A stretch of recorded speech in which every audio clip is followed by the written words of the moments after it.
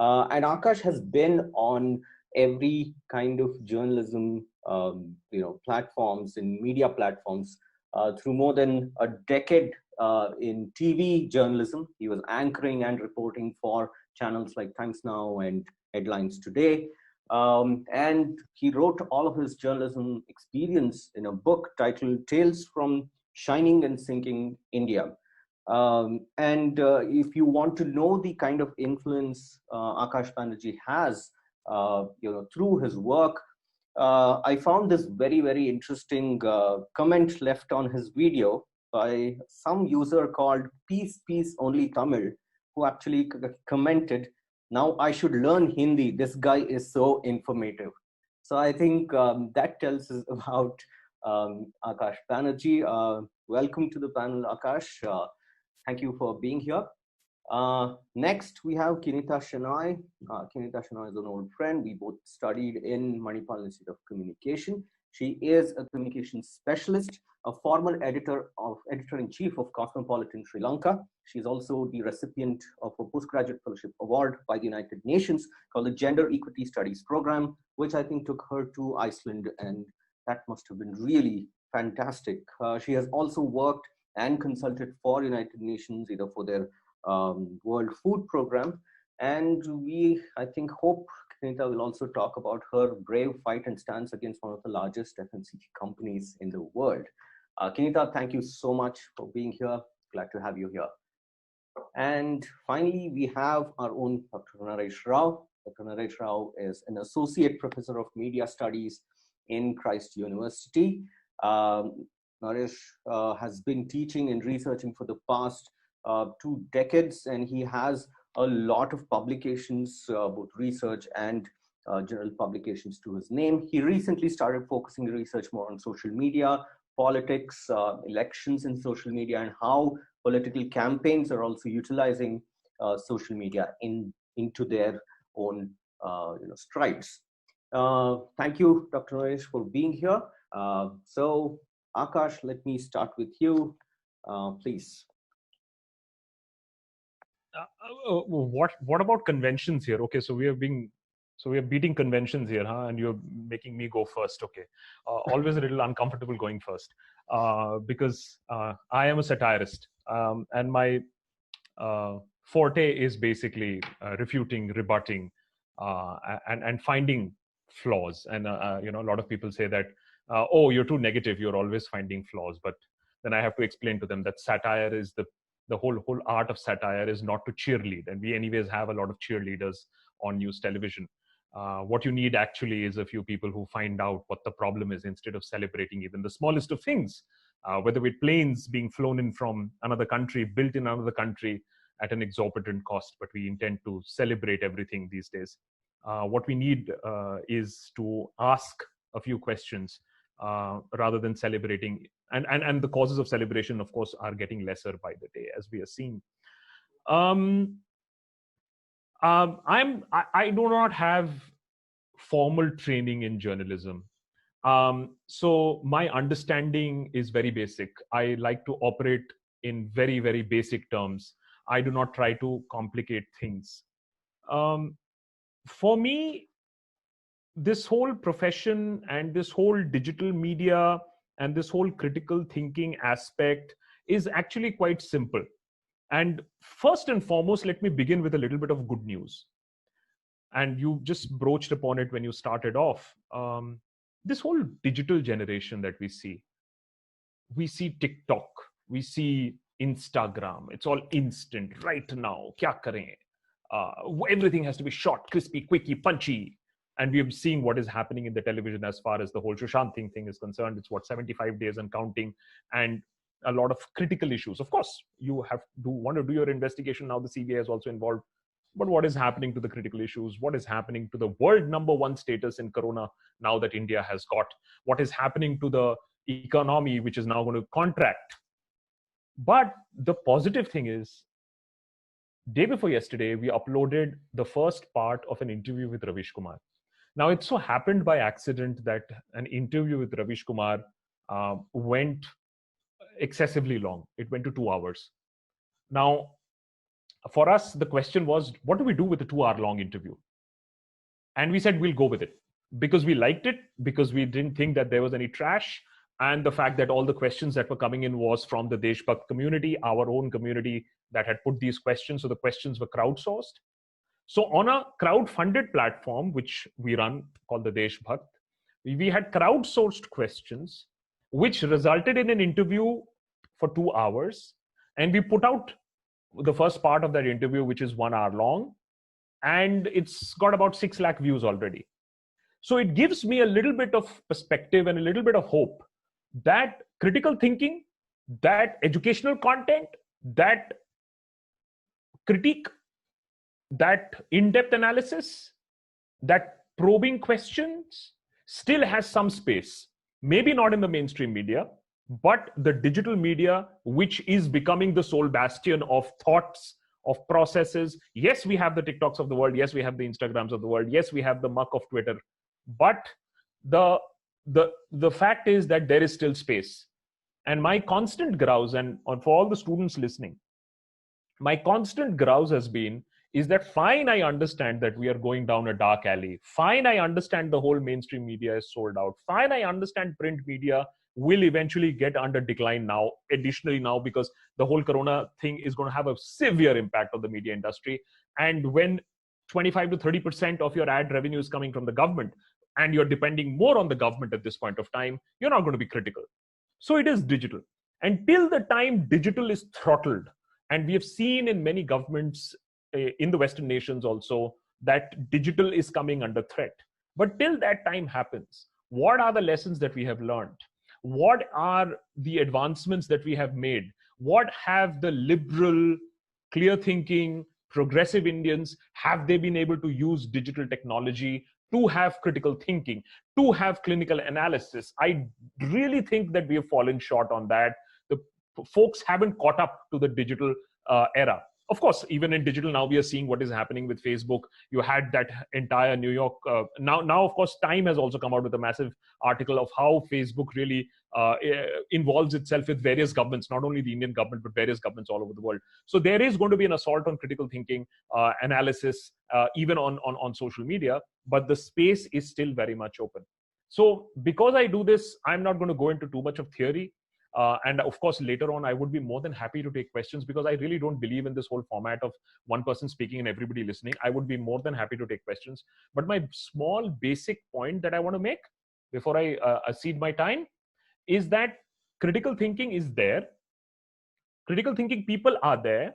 Yes, at this point of time, there is the whole opium of nationalism that has blinded many people.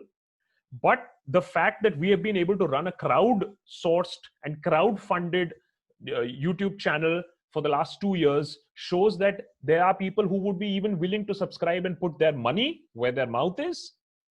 Now, we may not become the largest or the biggest or compete with the mainstream media, but the fact is that when you have these people who are watching this, it acts as a multiplier effect. It impacts people. And eventually, sometimes the mainstream media will have to follow. I'll give you a very small last example before I cede.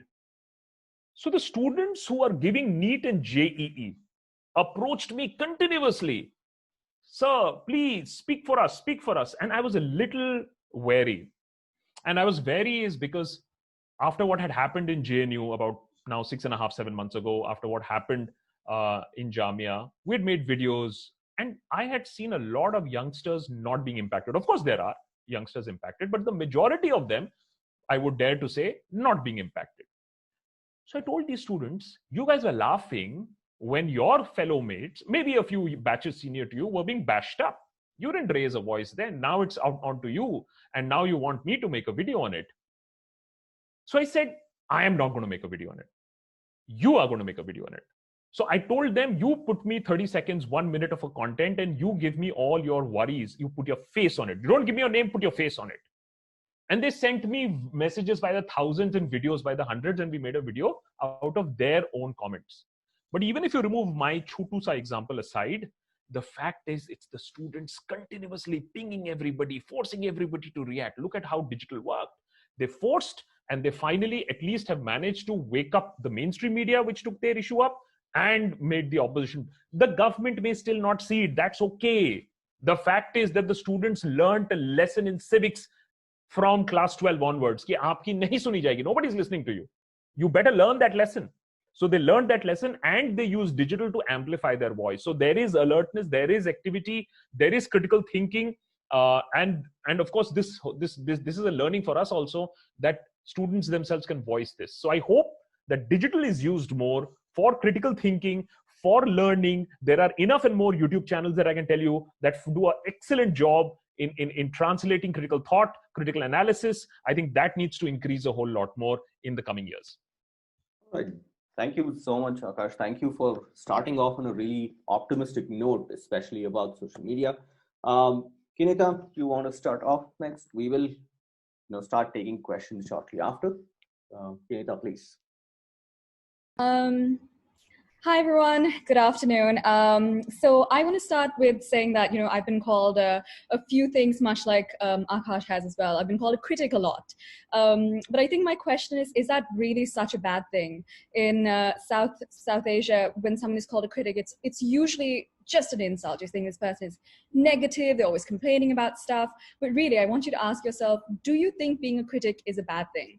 Being a critic is simply being critical of the world around you. It's being critical of the information that you're receiving. And of course, you need to question who is calling you a critic. Often the people who are calling you a critic are the people who want you to say soft. They're the people who want you to say complacent. They're the people and the institutions that want you not to question their rhetoric. They want you to fall in line. And I'm not being a conspiracy theorist. This is just the way of the world. So I think the way to best approach critical literacy, it's quite a complex topic, and smarter people than me have gone deeper into it. Maybe Kailash is one of them. But I think the best way to approach it in a very simple way is to just explore and unpack power dynamics. I think that's one of the roots of critical literacy. Beyond media, beyond social media, I think critical literacy across the board.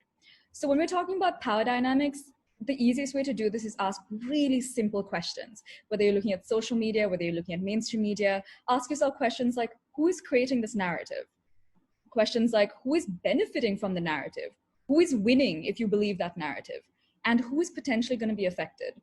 When you really think about these questions, literally any social media, any post, any video, any TikTok that you consume, not that India is consuming TikToks anymore, but anything that you consume is going to expose some fundamental truths. It's going to expose some fundamental truths about what social or economic systems that narrative is upholding. And there's plenty of examples for that, ranging from climate change to gender issues. So I think critical literacy in social media can help us avoid pitfalls like fake news. It can also help us avoid social evils like gender equality and caste issues. As Akash also mentioned, companies like Facebook have absolutely been involved in race tensions. And there's now there's proof of it as well. They've publicly apologized for their role in Sri Lanka's racial tensions. I'm not sure how many of you know what has been happening in Sri Lanka, but there's been a lot of fraught tensions between the majority Sinhala Buddhist people. Obviously not all of them, not everyone is violent, but some fractions, and Muslim people here. Facebook has publicly now apologized in the New York Times and The Guardian for their role in Sri Lanka's racial tensions in 2018, if I'm not mistaken, due to the spread of rumors and racially tinged misinformation on the platform. And one of the reasons that happened was because Facebook was refusing to take down fake news. They were refusing to take down, calls, threats of violence. And so people, got galvanized because they frankly just believe that everything they read on Facebook or WhatsApp is a gospel truth. They believed this stuff and they started rioting. People died. But beyond the larger questions of international corporates and race, let's look at gender. As Kailash just introduced me as well, I work on gender quite a bit for multiple different corporations, different multilaterals. And my passion is really unpacking gender norms and gender roles. Something that happens across the world, I think India is absolutely no exception. Whenever there's a big rape case, mainstream media just jumps on it. They jump on it like flies to cow dung. They'll start going, who is this person? What have they done? And they love this narrative of the rapist as a monster or the rapist as inhuman. But I just don't think that's the case. I think I and other gender academics like me argue that social media is part of the rape culture. Rapists are not born in vacuum. They're not born as anomalies. They are not born monsters. They come into a society that tolerates behaviors, and they come into a society where things like social media allow these behaviors and tell people it's normal. So if you just quickly Google rape culture, a pyramid will come up, which will really help you understand what that looks like. So that really helps us see the relationship between, say, things that are coming out on social media, pictures shared of women without their consent, things that blame victims, things that try and ask why a victim was out at a certain time. All of this stuff is shared on social media. So while rape is the end of the spectrum, there's a lot of stuff that is shared that really helps these toxic narratives. So my question is, the next time you see something, and I think this case that is going on right now, as Akash also mentioned, is a good reflection of how we look at gender norms. So the next time you see something on social media, my suggestion would be, stop for a second before you share or comment being like, oh my God. Just question, who is benefiting from this narrative? How does this narrative portray people with less power? How does this narrative help certain gender roles? How does this narrative help the patriarchy? And I think you'll find yourself realizing a lot of sudden uncomfortable truths. And maybe that will make critics of you as well. Thank you, Kinita. That's really interesting, and thank you so much for bringing in two important aspects: one of gender, and secondly, bringing in social media not in isolation but in the social totality, and that's how we need to imagine it. Dr. Naresh, let me bring you in. Please, let's see what you say about social media in relation to your research. Let me start with the first thought that came to my mind when I saw this particular title given for this panel discussion. It says critical political literacy and social media. So the social media is linked to political literacy or critical political literacy.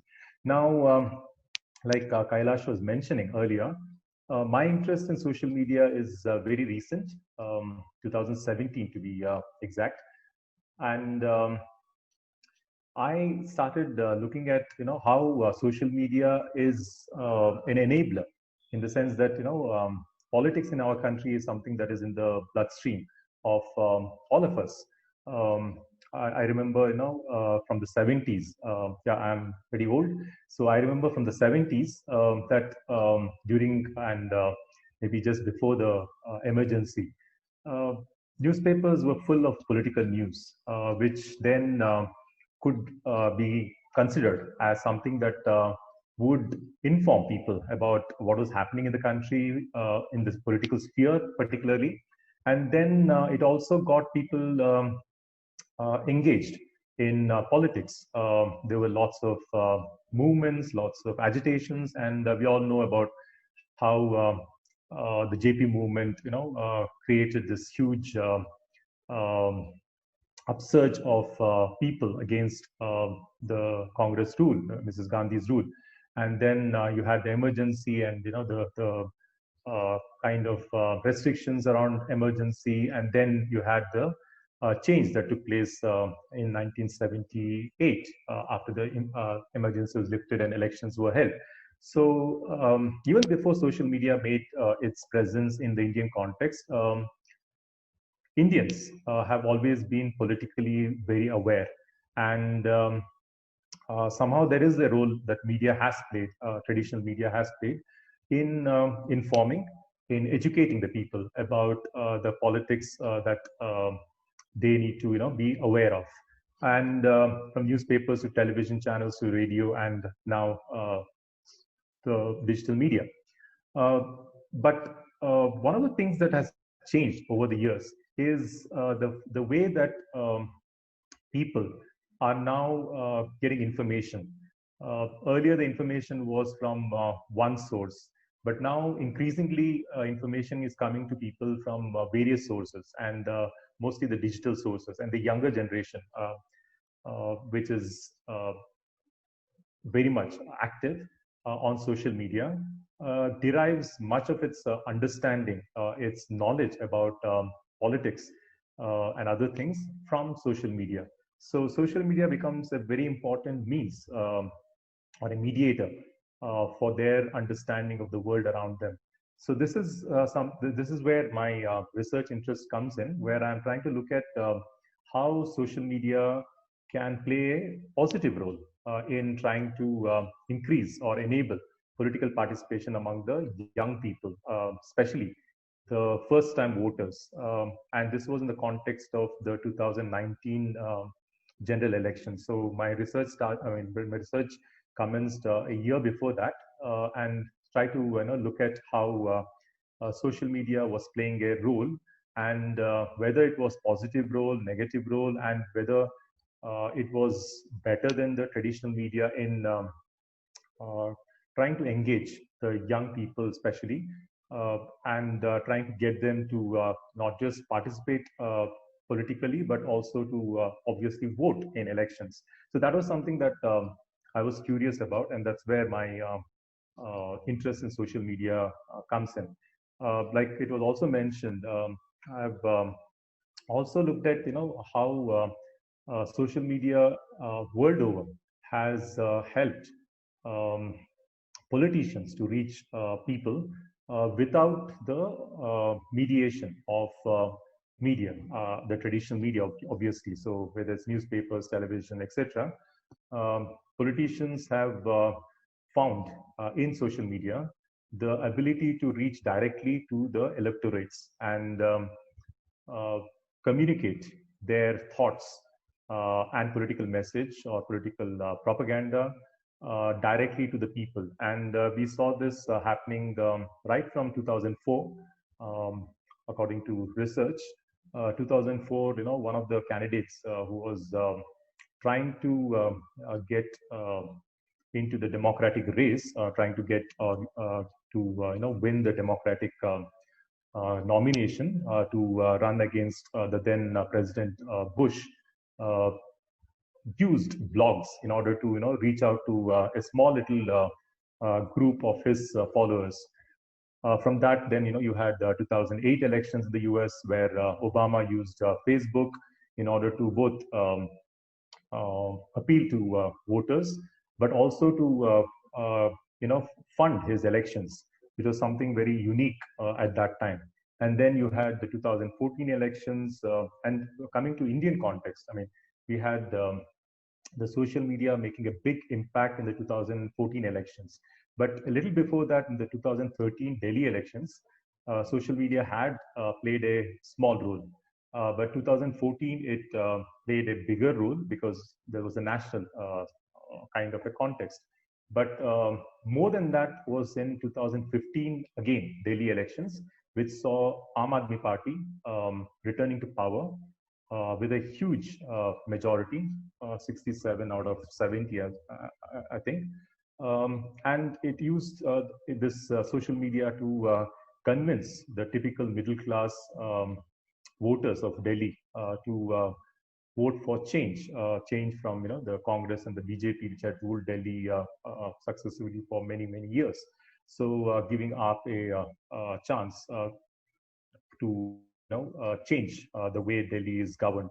So social media was very useful in the 2015 elections, and then we all know about the recent 2019 elections, where not just one platform like Facebook, but multiple platforms were used by all political parties. But we all know the advantage or the edge that the BJP had by resorting to use of Facebook, Twitter, and even Instagram to reach out to the population, to the electorate, and especially to the young people, and create different images of the political party, but specifically the prime minister in the run up to the elections. And this may have, we are still not sure, this may have had a huge role to play in the way that BJP was able to come back to power.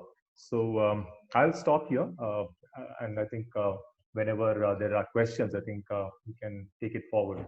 But I wanted to go back to this one phrase which Akash used, which I think would relate to both what Kinita said about gender and certainly the politics, what Dr. Rao mentioned, which is the opium of nationalism, which I think is extremely prevalent in social media nowadays, and there's a need to counter it, because a lot of times this nationalism is toxic or extremely gender, if I may say. What would you think? What can people do, or how can social media counter this? And some of you might already be doing this. Kinita, you want to start? I think this is definitely a very tricky subject. I think around the world right now, there's a massive surge of nationalist fervor. And I think that we must be careful in not conflating nationalism with having a sense of pride for your country. We should not confuse nationalism with patriotism. There are very big differences here. When we talk about the kind of nationalism that we're talking about here, we're talking about blind fervor. We're talking about being uncritical about what is happening. We're talking about blindly following your government, or blindly following one individual as some sort of godly figure that can do no wrong. What we should be doing is holding, if you really love your country, you want the best for it. You hold people accountable. You ask the right questions. I mean, I'm obsessed with questions. I've said this a few times now, but we need to be asking the right questions. If you truly, truly have national fervor, you will start saying, why aren't we doing better? Where is this money going? What is happening to this expenditure? Where is my taxpayer money going? Why are some people treated better than other people? Why are laws not equal? That's how you really show your love for your country, not by, just waving flags or showing people how many armaments and tanks you have. That's not really the way to show your love for your country. And I think, unfortunately, around the world, a lot of people are feeling disenfranchised, either because, the economies are tanking, because of climate change, for a bunch of reasons. And I think it's very important to listen to people who are feeling disenfranchised, to understand why they feel this way.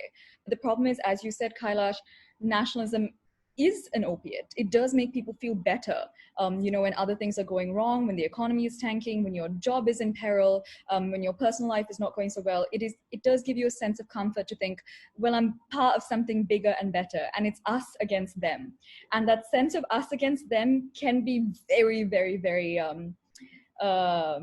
what's the word for it? It can be very alluring. It can really draw us in when we're not having the greatest time economically. So I think it's important to be critical at times like this. And as you said, the gender component comes in as well. Nationalist movements around the world are notoriously known to be extremely exclusionary of women, minorities, LGBTIQ people. And I think we must question why. We must really try and understand when we talk about nationalism, or we talk about the ideal citizen within this nationalist fervor, what does that ideal citizen look like? Does that ideal citizen look like an able-bodied man that comes from the right religious background, comes from the right caste background, that has money, that lives in a big city? Is that the ideal citizen? Or is the ideal citizen every single one of us, regardless of our lack of opportunities? So I think, again, the best thing to do here is just ask the right questions. I don't have the answers. All I have is questions.